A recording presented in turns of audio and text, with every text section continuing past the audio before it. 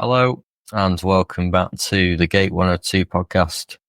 I hope I found you well, and thanks for tuning in. So today, I'll be talking about England's last game before the 2018 World Cup squad was picked. And this was a 1-1 draw with Italy at Wembley. So, with this being the last game before the squad announcement, it was sort of the final opportunity. Southgate had to experiment with a few players and try a few things out going into the tournament. So let's go through the team. So Jack Butland started in goal. This was actually his first start for England at Wembley, despite it being his 7th appearance. So I thought that was quite interesting.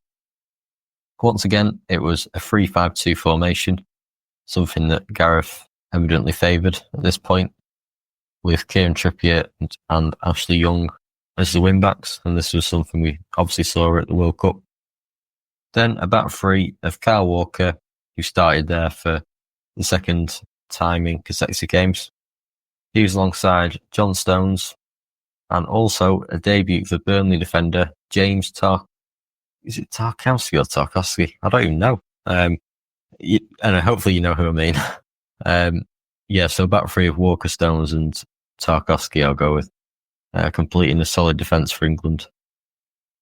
It was then a midfield three of Eric Dyer playing slightly deeper with Oxlade-Chamberlain and Lingard ahead.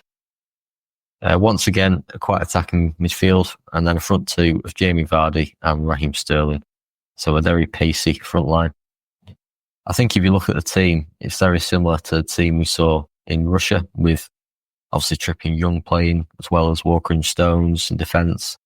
We also on Lingard and Sterling higher up. So the team that was selected in this game isn't that dissimilar to the team that played in Russia.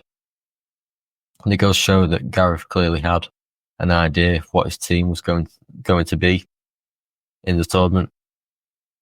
It goes without saying that this was another tough opponent in Italy, who, although they didn't qualify for the World Cup, they still had real talent, and it was always going to be a tough game.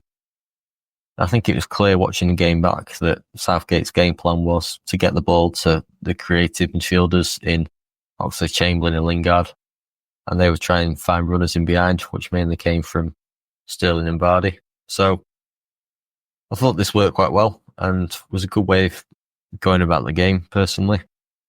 Italy attacked quite a lot, which meant there was lots of space for the strikers and wing-backs to get in behind, and England did this well. But I must admit, Italy should have scored early on. Immobile, I think I said that right. It's twice now. Immobile had a free header in the 6-yard box. Pretty central. Yeah, got his angles all wrong, and a real let off for England, to be honest, and he really should have buried it. So England fortunate to not go a goal behind, but they did take the lead. 25th minute of the game, Jamie Vardy fired home. It was a clever goal, to be honest, because Sterling got fouled, and instead of waiting, Lingard decided to take a short free kick, meaning Vardy only had the goalkeeper to beat. Yeah, and he smashed it into the top corner. And I don't know why, but I remember trying to recreate this goal because I loved the way the ball hit the back of the net. And I know it sounds strange, but I was 10 years old at the time, I think. So, yeah, but England were 1-0 up going into half-time. It was a decent first half. But the problem is, with Italy being a goal down, it meant, they proper went for it second half. And it resulted in England being on the back foot a bit more and having to defend more than they would have wanted. Obviously, just like another time England played against Italy at Wembley, to be honest, in Euro 2020. Yeah, very similar. But Italy created quite a few chances second half. But to England's credit, they defended quite well. Immobile, again, had chances which he failed to convert. If I'm honest, he had a poor night from his standards. It was like England were hanging on a little bit, to be honest, hoping to salvage a 1-0 win, and they were so close in making that happen. But with 3 minutes to go, Tarkowski, who I thought was one of England's best players on the night, he fouled one of Italy players in the penalty area.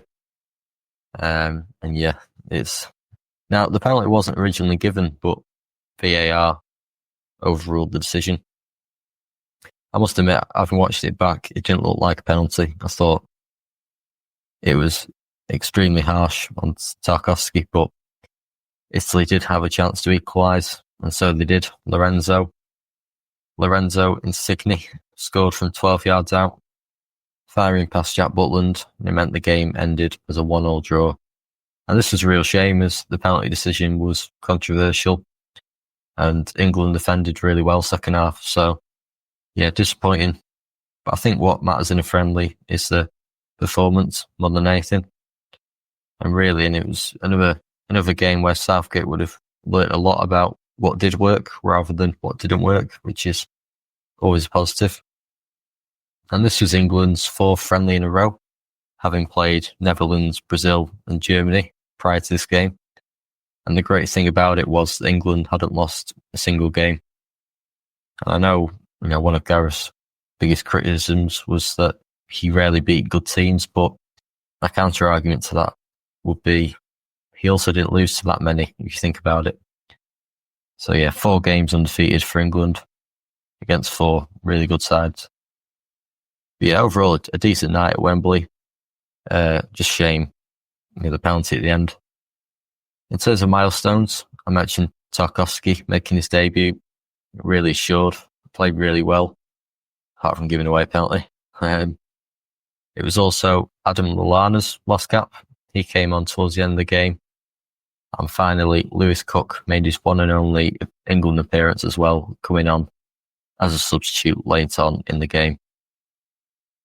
With the friendlies, the most important thing is that you make the most out of the game and get as much out of it as you can.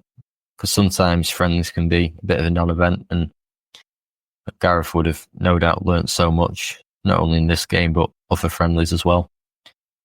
So yeah, a good game for England.